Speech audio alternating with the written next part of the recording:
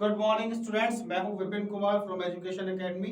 चलिए आज हम लोग पढ़ने जा रहे हैं चैप्टर ह्यूमन रिप्रोडक्शन। ठीक है, इसके हमारे दो जो लेक्चर्स हैं वो हो चुके हैं और आई थिंक आप सभी लोग घर पे अच्छे तरीके से प्रिपरेशंस कर रहे होंगे, तैयारियां कर रहे होंगे। ठीक है, आज हम लोग अपना लेक्चर थर्ड स्टार्ट करेंगे और यहाँ पे अगर हम लोग देखेंगे तो अकॉर्डिंग टू नीट भी इंपॉर्टेंट क्वेश्चंस और इंपॉर्टेंट टॉपिक्स को भी समझेंगे अच्छे तरीके से। और कोई प्रॉब्लम्स होती है तो प्लीज बच्चों कमेंट्स में आप लोग लिखा करो। ठीक है, चलिए आगे चलते हैं हम लोग। तो जैसा कि आप सभी लोग जानते हैं, यहाँ पे हमारे ये टॉपिक्स हैं जो हमें कवर करने हैं। हमारे ये सारे टॉपिक्स में अगर देखते हैं तो मेल का रिप्रोडक्टिव सिस्टम में जो पहला वाला वो चल रहा है।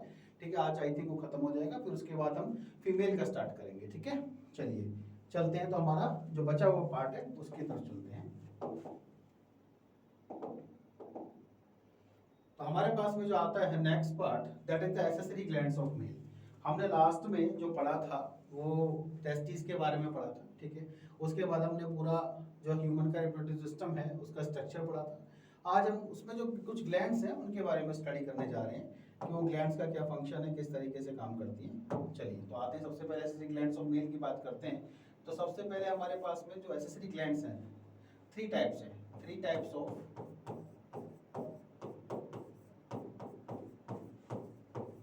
Accessory glands. अब इन एक्सेसरी ग्लैंड्स की बात करते हैं जो कि तीन तरीके की हैं। तो कौन कौन सी हैं? पहली अगर हम लोग बात करते हैं तो first one we have seminal vesicle.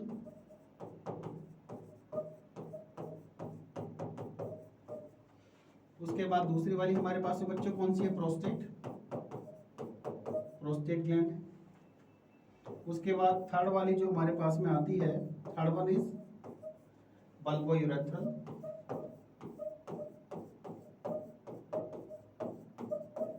और काउपर्स ग्लैंड। तो हमारे पास में ये तीन तरीके के ग्लैंड्स प्रेजेंट हैं। ठीक है, अगर हम मेल के एक्सेसरी ग्लैंड्स की बात करते हैं, सेमाइनल वेसिकल है, प्रोस्टेट ग्लैंड है, बल्बोयूरेथ्रल, काउपर्स ग्लैंड है। ठीक है, तो इनको हम लोग आज डिटेल में थोड़ा पढ़ेंगे। चलिए वन बाय वन हम लोग चलते हैं।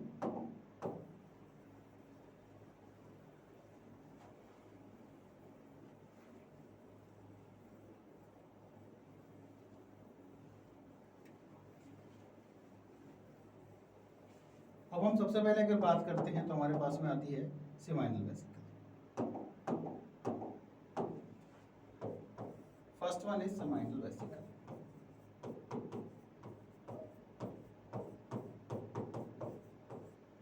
सेमाइनल वेसिकल की बात करेंगे तो ये सबसे पहले वाली ग्लैंड होती है। ठीक है,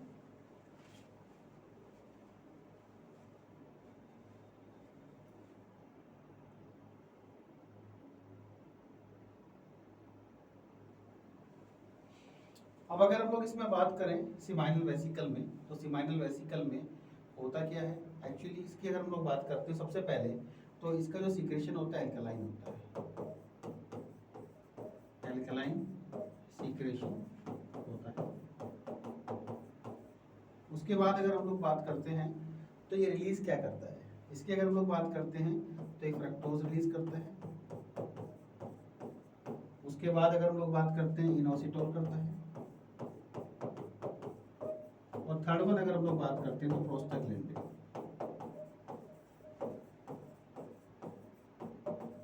ये चीजें आती हैं। ठीक है, और अगर हम लोग बात करें तो ये जो स्पर्म है उसको मोटिवेट करती हैं, उसको उसका डेवलपमेंट करती हैं, उसको एक्टिवेट करती हैं। और एल्कलाइन पीएच की अगर हम लोग बात करते हैं तो ये काफी काम करती है कि जो यूरेथ्रा है वहां पर अगर हम बात करते हैं स्पर्म के साथ साथ यूरिन भी रिलीज हो रहा है तो वहां पर जो इन्फेक्शन के चांसेस होते हैं उनको खत्म करता है क्योंकि एल्कलाइन होता है ये। ठीक है, क्लियर। उसके बाद अगर हम सेकंड नंबर में आते हैं, हाँ एक चीज और अगर हम लोग देखते हैं तो जो इसमें पूछी जाती है कि भाई कुछ इंपॉर्टेंट चीज है कि इसको अगर हम लोग देखें तो ये कैसी है, तो दिस वन इज पेट। ये वाली कैसी ग्लैंड होती है? पेट ग्लैंड होती है। ये पूछा जाता है नीट में। ठीक है, तो this is important according to the NEET. वैसे तो सारा का सारा ही इंपॉर्टेंट है according to the point of view of NEET. ठीक है, सारे क्वेश्चंस आते हैं इन सब के ऊपर अगर देखा जाए तो काफी आपको पीवाईक्यूज मिल जाएंगे। ठीक है, कई बार आ चुका है। तो अगर हम लोग बात करते हैं नेक्स्ट सेमाइनल वेसिकल के बाद हमारे पास नेक्स्ट आती है प्रोस्टेट ग्लैंड।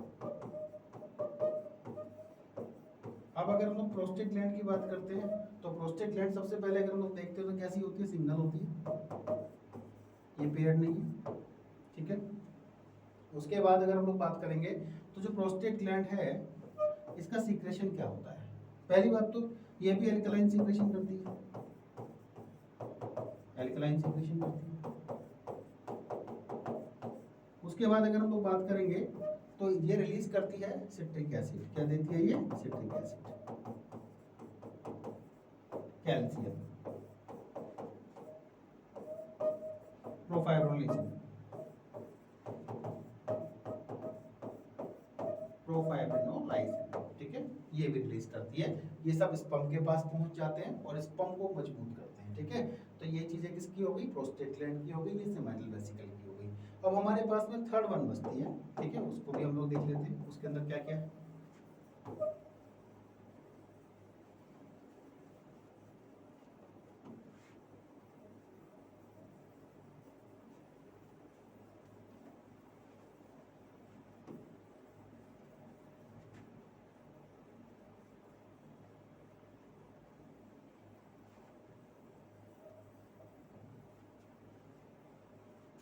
चलिए,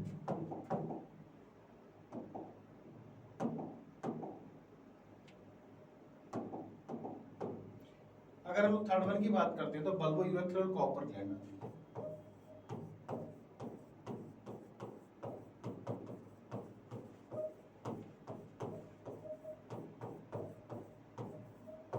और ये जो ग्लैंड है, अगर हम लोग इसकी बात करेंगे तो ये जो ग्लैंड है, इसके जो सीक्रेशन होता है वो कैसा होता है? विस्कस।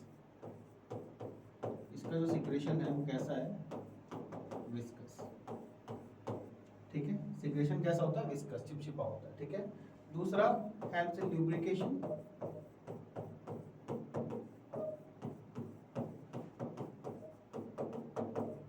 During copulation. कोपुलेशन के दौरान ये ल्यूब्रिकेशन का काम करती है, ये वाली, ठीक है। इसको हम लोग क्या बोलते हैं? Bulbo urethral oblique corpus gland, clear. तो ये तीन तरीके की ग्लैंड्स पाई जाती हैं मेल के अंदर, जिनको हम लोग क्या बोलते हैं? एक्सेसरी ग्लैंड्स बोलते हैं, ठीक है बच्चों। चलिए आगे चलते हैं। आगे अगर हम लोग बात करेंगे तो आगे हम लोग बात करते हैं यूरेथ्रा के बारे में, ठीक है। सीमन के बाद में आएंगे, I think urethra will be here. Urethra देखते हैं, यूरेथ्रा नहीं है, no we don't have urethra. चलिए यहीं पे बता देते हैं यूरेथ्रा के बारे में। देखिए, अगर हम लोग यूरेथ्रा की बात करते हैं तो काफ़ी इंपॉर्टेंट पार्ट है यूरेथ्रा की। अगर बात करेंगे तो ग्लैंड्स का जो सीक्रेशन है वो अगर जो देखा जाए तो स्पर्म के साथ जो जाता है, ठीक है, वो अगर पहुंचता है किसके थ्रू? यूरेथ्रा के थ्रू पहुंचता है। तो यूरेथ्रा के बारे में पता होना चाहिए। तो बच्चों, अगर हम यूरेथ्रा की बात करते हैं तो यूरेथ्रा है क्या? यूरेथ्रा की अगर हम लोग बात करेंगे तो यूरेथ्रा है क्या? Urethra is a common passage. हम क्या लिखेंगे इसमें? This is a common passage, दिस इज अ कॉमन passage for both urine and semen। दोनों को क्या है? ये कॉमन पासेज होता है, ठीक है, लेके जाता है, ठीक है। अब दूसरी बात अगर हम लोग बात करते हैं तो ये डिवाइडेड होता है 3 पार्ट्स में, डिवाइडेड इनटू 3 पार्ट्स। और ये जो 3 पार्ट हैं ये कौन कौन से हैं? पहला अगर हम लोग बात करते हैं, सबसे पहले जो स्ट्रक्चर हमने ड्रॉ किया था तो ये यूरिनरी ब्लैडर से निकलता हुआ दिखाई दे रहा था। तो सबसे पहला वाला जो पार्ट होगा उसकी अगर हम लोग बात करेंगे तो कौन सा होगा? प्रोस्टेट, प्रोस्टेट यूरेथ्रा, ठीक है। प्रोस्टेट यूरेथ्रा की अगर हम लोग बात करेंगे तो प्रोस्टेट यूरेथ्रा है क्या जी? प्रोस्टेट यूरेथ्रा की बात करेंगे तो just near to prostate gland, that is known as prostate urethra. उसके बाद अगर हम लोग बात करते हैं नेक्स्ट पार्ट कौन सा आता है इसके बाद? इसका मेम्ब्रेनस पार्ट आता है, ठीक है। तो अगर हम लोग बात करेंगे यहीं से ले लेते हैं, that is the membranes urethra.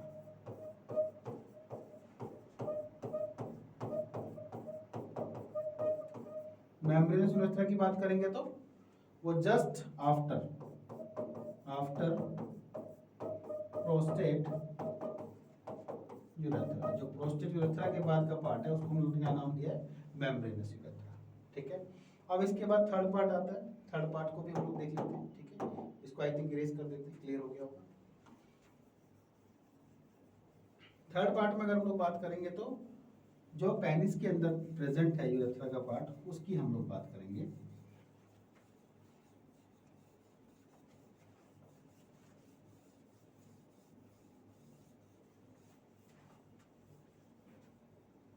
चलिए थर्ड वन की अगर हम लोग बात करते हैं तो उसको बोलते हैं penile urethra, that is known as the penile urethra. Penile urethra की अगर हम लोग बात करेंगे तो ये कौन सा पार्ट हो गया? Urethra present inside the penis, जो पेनिस के अंदर प्रेजेंट है उसका नाम दिया गया है पेनाइल यूरेथ्रा। क्लियर? चलिए आगे चलते हैं। अगर हम लोग आगे बात करते हैं तो यूरेथ्रा की जो लेंथ होती है, यूरेथ्रास लेंथ इज 20 सेंटीमीटर। कितना होता है? 20 सेंटीमीटर। किसके अंदर? मेल के अंदर। फीमेल के अंदर नहीं होता, याद रखना, फीमेल के अंदर छोटा होता है, ठीक है। और अगर हम लोग बात करेंगे फीमेल्स की, urethra in females less than 20 centimetre, 20 centimetre से कम होता है, काफी कम होता है, ठीक है। क्लियर? तो ये यूरेथ्रा के बारे में था, ठीक है। कॉमन पासेज होता है जहां पर देखा जाए तो यूरिन की अगर हम लोग बात करें और सीमन की बात करें तो दोनों का पासेज वहां से हो रहा है, ठीक है। उसके बाद जो ग्लैंड्स हैं उनका सीक्रेशन वहां पर आ रहा है, ठीक है। उसके बाद अगर हम लोग बात करते हैं तो यहाँ पे जो इसका साइज है वो मेल में 20 सेंटीमीटर है, और फीमेल्स की अगर हम लोग बात करते हैं तो उनमें काफी कम होता है, ठीक है। आई थिंक आपको यहाँ तक क्लियर हो गया होगा। चलिए अब ये हमारे पास जब क्लियर हो जाता है तो उसके बाद हम लोग कुछ छोटा मोटा बात कर लेते हैं, ठीक है। और that is about the penis. Penis की बात कर लेते हैं। अगर हम लोग पेनिस की बात करें तो यूरेथ्रा का जो पार्ट है वो पेनिस में प्रेजेंट होता है। पेनिस की अगर हम लोग बात करें तो दिस इज कॉपुलेटरी ऑर्गन, ठीक है। उसको थोड़ा सा एक दो वर्ड्स में हम लोग पढ़ लेंगे, then we will go to the main thing, that is what? The semen. Semen की बात करते हैं तो काफी पूछा जाता है नीट में, ठीक है, क्वेश्चंस आते हैं। तो पहले पेनिस की तरफ चलते हैं। पेनिस की बेटा अगर हम लोग बात करते हैं तो सबसे पहले हम लोग क्या लिखेंगे पेनिस के बारे में? This is a copulatory organ, this is a copulatory organ, ठीक है जी। Used in sexual reproduction,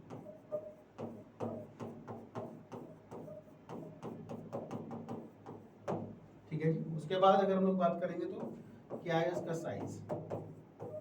size is 15 centimetre, 15 centimetre होता है अगर हम लोग बात करें। This is the average size, ठीक है जी। क्लियर? उसके बाद अगर हम लोग बात करें नेक्स्ट, एजैकुलेट सीमन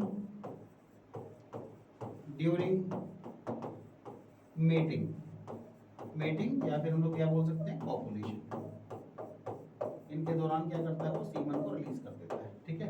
तो ये कहानी किसकी हो गई जी? पेनिस की हो गई, ठीक है। बाकी कुछ चीजें और भी है पर वो इंपॉर्टेंट नहीं है, ये भी वैसे इतना खास नहीं है, पर फिर भी पता होना चाहिए। Already it is in our syllabus, ठीक है। नीट में नहीं पूछा जाता है, ठीक है, बता दिया जो नीट में आता है। क्लियर? इरेज कर देते हैं, चलिए इसको। अब अगर हम लोग इसके बाद चलते हैं तो मेन चीज आती है सीमन, और वहां से नीट में क्वेश्चन आता है, याद रखना आप लोग, वहां से क्वेश्चन नीट में आता है। चलिए नेक्स्ट हमारे पास में आता है दैट इज द सीमन।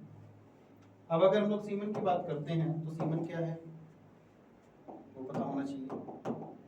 चलिए अगर हम लोग बात करते हैं semen, this is the ejaculation of penis, ejaculation of penis,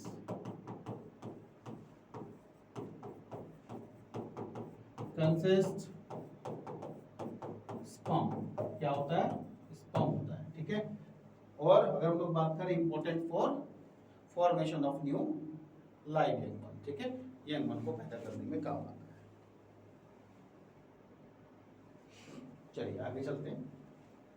अब अगर हम लोग बात करते हैं सीमन की तो हमें पता होना चाहिए कि भाई इजैकुलेशन में सीमन कितना आता है। तो अगर हम लोग बात करते हैं नॉर्मल आदमी की बात कर लेते हैं, तो नॉर्मल आदमी का जब इजैकुलेशन होता है सेक्सुअल रिप्रोडक्शन के दौरान तो उसका 2.5 से 5 ml 2.5 से 5 ml जो सीमन है वो रिलीज होता है, ठीक है। तो हमें लिखना चाहिए यहाँ पे ड्यूरिंग इजैकुलेशन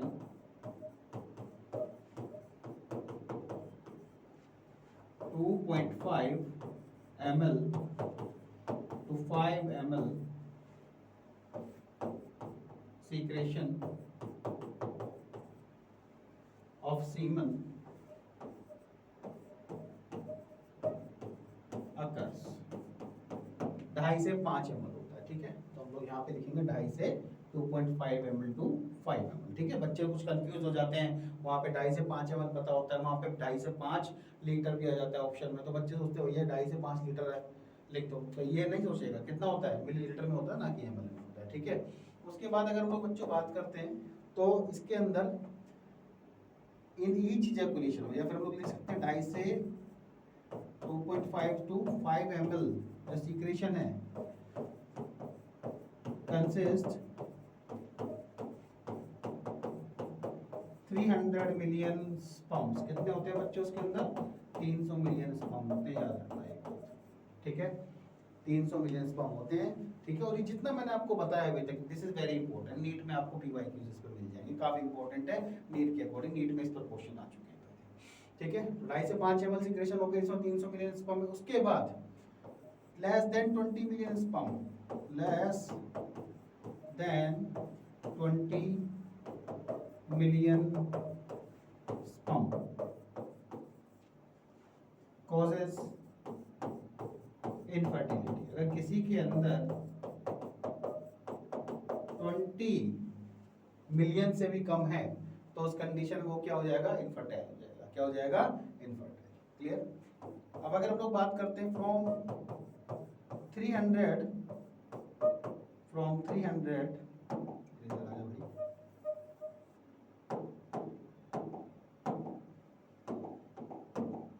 अब अगर हम लोग बात करते हैं from 300 million sperm,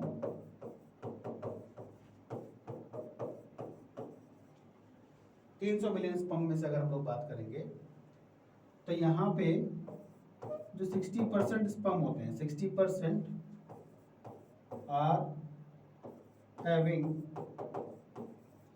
normal cell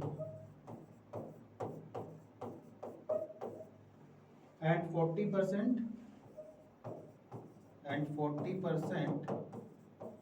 are rigorously, कह सकते हैं कि बहुत ज्यादा क्या है, मोटाइल होते हैं, बहुत ज्यादा एक्टिव होते हैं। क्लियर। तो ये चीजें बेटा याद रखना, ये जो आपको बताया गया है very very important according to NEET examination. ये नीट में इस पर क्वेश्चंस काफी आते हैं और काफी इंपॉर्टेंट पार्ट है जो आपको पता होना चाहिए।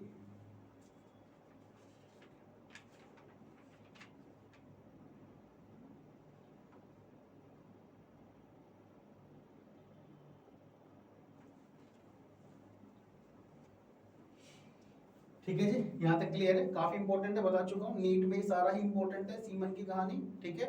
उसके बाद एक पॉइंट और आता है इसमें, वो भी आप जान लीजिए। अगर हम लोग बात करते हैं सीमन की, तो इसकी जो पीएच होती है 7.2 से लेकर के 7.7 तक होती है इसकी पीएच, ठीक है। और सीधी सी बात है, अब जो सीमन होता है वो अगर ड्यूरिंग कॉपुलेशन जाता है, अगर हम लोग बात करेंगे सबसे पहले यूरेथ्रा में अगर जो वो पहुंचेगा तो वहां पर जो भी प्रेजेंट है, जो भी उसके अंदर अगर हम लोग बात करेंगे माइक्रोब्स या कुछ भी, तो उनको किल करेगा, मतलब न्यूट्रलाइजेशन का काम करता है। दूसरा अगर हम लोग बात करते हैं जब कॉपुलेशन होता है मेल और फीमेल का, जब कॉपुलेशन हो रहा है तो उस दौरान जब ये रिलीज होता है तो वजाइना के अंदर जो भी उसके अंदर वहां पर इन्फेक्शन से, कहने का मतलब वहां पर इन्फेक्शन तो नहीं कह सकते हैं हम लोग, कह सकते हैं कि वहां पर जो माइक्रोब्स हैं उनको किल करेगा, वहां भी न्यूट्रलिटी कोज करेगा, ठीक है। Why? Because it's pH is 7.2 7.7, ठीक है। कैसा है? अल्कलाइन इन नेचर है। समझ में आ गई बात? यहाँ तक क्लियर हुआ? सीमन क्लियर हो गया, ठीक है। तो हमारे पास अगर हम लोग बात करते हैं तो ये वाला पार्ट काफी इंपॉर्टेंट था, और यहाँ पे आकर के हमारा मेल का जो टॉपिक है ठीक है, मेल का रिप्रोडक्टिव सिस्टम वाला वो खत्म हो जाता है। हमने मेल के बारे में सारी चीजें पढ़ ली हैं। यहाँ पर देखते हैं तो हमने मेल के बारे में, टेस्टिस के बारे में, पेनिस के बारे में, ठीक है, उसके बाद सीमन के बारे में, इन सब चीजों के बारे में हमने यहाँ पर स्टडी कर लिया है, ठीक है। और इसमें से मैंने आपको बता दिया कहाँ से इंपॉर्टेंट क्वेश्चन आते हैं, कहाँ कौन सा पार्ट ज्यादा इंपॉर्टेंट है, ठीक है। आप उनको तैयार करिएगा, जो मैंने बोला है दैट इज ट्रू, ठीक है। चेक कर सकते हैं PYQs में, कोई प्रॉब्लम है कमेंट्स में लिख सकते हैं। तो यहाँ तक सारी चीजें क्लियर है, क्लियर। चलिए आगे चलते हैं। आगे हमारे पास में आता है फीमेल का रिप्रोडक्टिव सिस्टम, तो उसके ऊपर हम लोग चलेंगे, फिर कुछ क्वेश्चंस भी करने हैं हमें, ठीक है। चलिए अब अगर हम लोग फीमेल के रिप्रोडक्टिव सिस्टम की बात करते हैं, तो जो फीमेल का रिप्रोडक्टिव सिस्टम है वो क्या है, उसके अंदर क्या क्या चीजें आती हैं, ठीक है, वो हमें पता होनी चाहिए, ठीक है। तो फीमेल का बेटा अगर हम लोग रिप्रोडक्टिव सिस्टम की बात करेंगे तो उसमें क्या आएगा, what things will become their, you must know.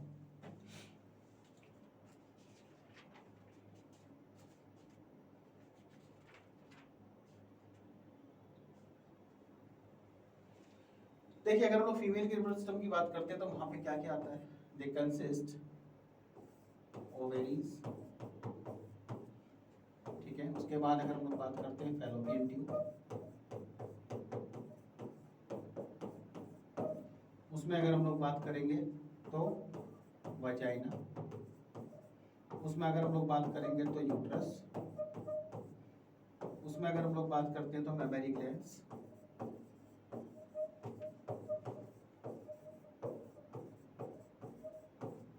ठीक है। तो ये सारी चीजें वहां पर आती हैं, ठीक है। उसके बाद अगर हम लोग देखें तो कुछ और चीजें भी आ सकती है, जैसे एक चीज हम लोग बात करें जेनिटल ग्लैंड्स भी वहां पर आता है, जेनिटल ग्लैंड्स।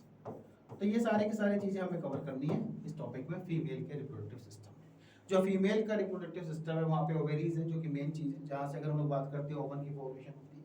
उसके बाद फैलोपियन ट्यूब्स, उसके बाद में वजाइना है, यूट्रस है, मेमरी ग्लैंड्स है, ठीक है, जेनिटल ग्लैंड्स है। तो ये सब चीजें हम लोग वन बाय वन डिस्कस करेंगे, ठीक है, क्लियर।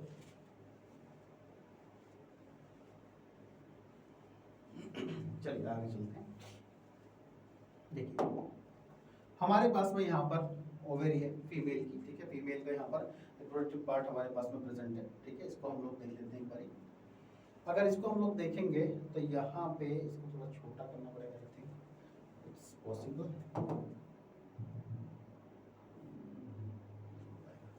चलो ठीक है, इट्स ओके, नो इशू। यहाँ पे अगर हम लोग देखते हैं तो हमारे क्या दिखाई दे रहा है, ये वाला पार्ट, दिस वाले पार्ट को हम लोग क्या बोलते हैं, ओवेरी बोलते हैं। This one is known as the ovary, जैसा कि लिखा भी हुआ है। तो अगर हम लोग बात करेंगे तो जो ओवेरीज होती हैं, सबसे पहले हमें ये पता होना चाहिए कि इनका साइज क्या है, कहाँ पर प्रेजेंट है। जैसे मेल में बात करते हैं तो हमें सब कुछ पता था, सेम लाइक कर हमें यहाँ भी पता होना चाहिए। तो बेटा ओवेरीज की अगर हम लोग बात करते हैं तो इनका जो साइज होता है 2 to 4 सेंटीमीटर होता है। कितना होता है इनके साइज की अगर हम लोग बात करेंगे, 2 सेंटीमीटर से लेकर के 4 सेंटीमीटर होता है ओवेरीज का साइज, ठीक है। और अगर हम लोग बात करते हैं तो कितनी होती है ये, 1 pair, they are 1 pair, they are 1 pair, एक जोड़े में प्रेजेंट होती है, ठीक है, ठीक है, एक जोड़े में प्रेजेंट होती है फीमेल के अंदर। उसके बाद ये प्रेजेंट कहाँ पे होती है, प्रेजेंट इन एब्डोमेन, क्या बोलेंगे हम लोग, प्रेजेंट इन एब्डोमेन, एब्डोमेन के अंदर होती हैं ये, प्रेजेंट इन एब्डोमेन, ठीक है, क्लियर। मेल की तरह नहीं है कि पेल्विक रीजन में प्रेजेंट है, ये एब्डोमेन में होती है। उसके बाद अगर हम लोग बात करते हैं इनकी, थोड़ा सा डार्क ले लेते हैं, आई थिंक इससे क्लियर नहीं हो रहा है। उसके बाद अगर हम लोग बात करते हैं तो हर एक ओवेरी से हर एक मंथ में क्या रिलीज होता है, ओवम रिलीज होता है, एक एग रिलीज होता है, ठीक है, ओवम रिलीज होता है। किससे, हर एक ओवेरी से। एक महीने में इसने करा तो दूसरे महीने में ये करेंगे, उसके बाद अगले महीने में ये करेंगे। तो इस तरीके से इनका फंक्शन होता है, क्लियर। अब ये जो ओवेरीज हैं, इन ओवेरीज के पास आपको दिखाई दे रहा होगा, यहाँ से लेकर के जो ये वाला पार्ट है यहाँ तक का, इसको हम लोग बोलते हैं fallopian tube. This thing is known as the fallopian tube. ये जो फैलोपियन ट्यूब है इसका दूसरा नाम भी होता है, इसको हम लोग क्या बोल सकते हैं, ओविडक्ट भी बोल सकते हैं, ठीक है। आप लोगों को पढ़ाया था मेल वाले पार्ट में, मुलेरियन डक्ट भी बोला गया था, ठीक है, क्लियर। तो यहाँ से यहाँ तक का जो पार्ट है, this one is known as the whole part is known as the fallopian tube. अब इस फैलोपियन ट्यूब में क्या है बेटा, बहुत सारे इसके क्या है, अलग अलग पार्ट है। तो स्टार्टिंग वाला जो पार्ट है हमारे पास मुझे दिखाई दे रहा है, इसको हमने नाम क्या दिया है, ये वाला पार्ट है fimbriae, this one is known as the fimbriae, fimbriae बोलेंगे इसको हम लोग, ठीक है। अब इसमें अगर हम लोग देखते हैं तो कुछ चीजें और भी आती हैं।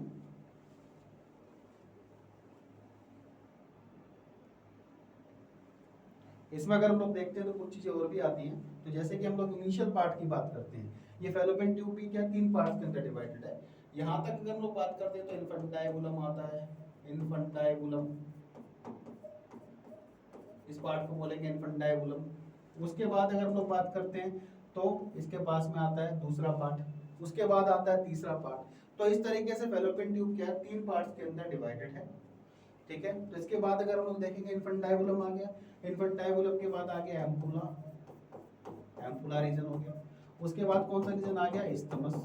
तो इस तरीके से फैलोपियन ट्यूब 3 पार्ट्स के अंदर डिवाइड है, ठीक है। अब अगर हम लोग सबसे पहले देखते हैं फिमरी वाले पार्ट को, जो ये वाला पार्ट है, ये फिमरी वाला जो पार्ट है कैसा होता है, फिंगर लाइक इसके पास प्रोजेक्शंस है। इसके पास क्या है, फिंगर लाइक प्रोजेक्शंस, आपको दिखाई भी दे रही होंगी यहाँ पे, फिंगर लाइक प्रोजेक्शंस। ये जो आपको दिख रहे हैं ये वाले पार्ट्स, ये क्या है, फिंगर की तरह है। इसको क्या बोलते हैं, फिमरी बोलते हैं। और जो फिमरी है ये इनिशियल पार्ट होता है, किसका होता है, इन्फेंटाइबुलम का होता है। यहीं से क्या करता है, ये अंडे को, यहाँ से जो ओवम आ रहा है उसको क्या करता है, ग्रैब करता है, उसको लेके जाता है।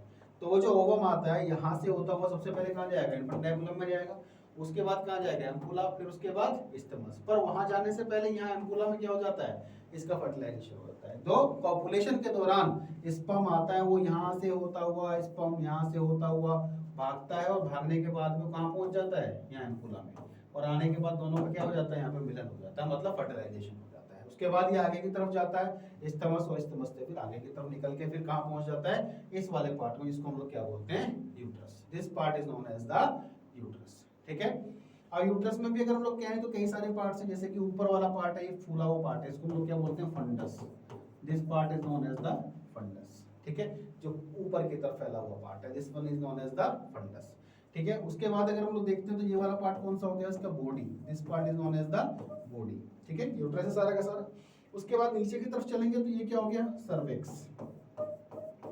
और उसके बाद नीचे इसके पास जो ये वाला पार्ट है, देखो दिखा भी हुआ है, this one is known as the cervical canal. इसके बाद का पार्ट क्या हो गया, सर्वाइकल कैनाल। और इसके नीचे होता है क्या, दैट इज द वजाइना, वहां पर वजाइना प्रेजेंट होता है, ठीक है। तो अगर हम लोग यहाँ पर देखें तो यहाँ पे हमारे पास में जो ये वाला पार्ट आया फैलोपियन ट्यूब का, इसमें तो ये तो पार्ट क्लियर हो गया, 3 पार्ट हो गए, इन्फेंटाइबुलम, एम्पुला और इस्थमस। पर इसके बाद आगे वाला जो पार्ट है, यूट्रस वाला जो पार्ट है, यहाँ पे क्या होता है, यहाँ पर जो यहाँ पे फर्टिलाइजेशन हुआ है, उसके बाद जो एम्ब्रियो बना है, वो आने के बाद में यहाँ पर क्या होता है, स्टक होता है। It will be stuck here, वो स्टक यहाँ पर होगा। स्टक होने के बाद में क्या होगा, वो एम्ब्रियो डेवलप होगा, और डेवलप होने के बाद में अगर देखते तो 2 महीने बाद में एक यंग वन पैदा होगा।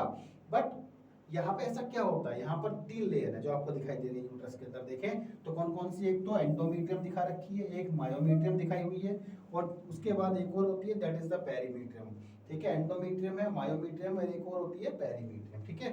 तो अगर हम लोग बात करेंगे पेरीमेट्रियम की, जो पेरीमेट्रियम वाली जो लेयर होती है वो सबसे बाहर वाली होती है, ये वाली है पेरीमेट्रियम। तो अगर हम लोग पेरीमेट्रियम की बात करते हैं तो सबसे आउटर लेयर है, क्लियर। उसके बाद अगर हम लोग बात करेंगे तो नेक्स्ट इसके पास में आएगी कौन सी, बीच वाली, मायोमेट्रियम। और सबसे अंदर वाली कौन सी आती है, एंडोमेट्रियम। अब होता क्या है, जो एंडोमेट्रियम है उसका काम क्या है, फंक्शन क्या है, सबसे इंपॉर्टेंट काम एंडोमेट्रियम का होता है। क्योंकि एंडोमेट्रियम में क्या होता है, एंडोमेट्रियम के अंदर चेंजेस आते रहते हैं, बदलाव आते रहते हैं। इसके अंदर मान लीजिए कभी अगर हम लोग बात करते हैं कि यहाँ पे आकर के एम्ब्रियो स्टक नहीं हुआ, ठीक है, यहाँ पर आकर के जाइगोट नहीं बना, यहाँ पर अगर हम लोग बात करते हैं ओवम वहां से आ गया, आने के बाद में उसके साथ स्पर्म का मिलन नहीं हुआ, फर्टिलाइजेशन नहीं हुआ, तो होगा क्या, उस कंडीशन में यहाँ पर जो ये एंडोमेट्रियम है इसके अंदर चेंजेस आएंगे, ब्रेकडाउन हो जाएगी, और ब्लड के थ्रू क्या हो जाएगा, ब्लड हो, क्योंकि यहाँ पे क्या हो गया, ब्रेकडाउन होगी तो ब्लड रिलीज होगा, उसके साथ क्या हो जाएगा, ये सब बाहर की तरफ एक्सपेल हो जाएगा, जिसको हम लोग बोल देते हैं menstrual cycle, that is known as the menstrual cycle, ठीक है। तो एंडोमेट्रियम के अंदर चेंजेस आते रहते हैं, क्लियर। और दूसरी बात, अगर मान लीजिए फर्टिलाइजेशन हो जाता है, एम्ब्रियो का फॉर्मेशन हो जाता है, तो वो एम्ब्रियो आकर के कहाँ पे स्टक होगा, वो इसी एंडोमेट्रियम के अंदर स्टक हो जाएगा, इसी एंडोमेट्रियम के अंदर आकर के वो जुड़ जाएगा,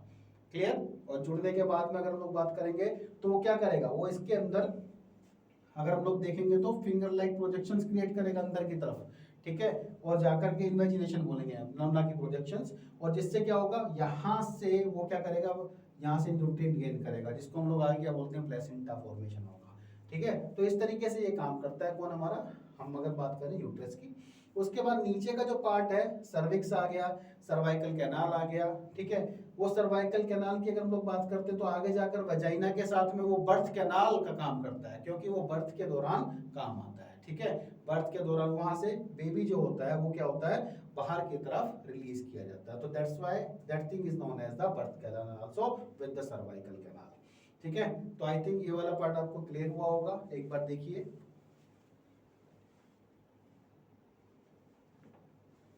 everything is clear up to here I think, ठीक है। तो अगर हम लोग बात करते हैं तो हमें पता चल गया है कि अगर हम लोग बात करें ओवेरीज की तो they are present where inside the abdomen, ठीक है।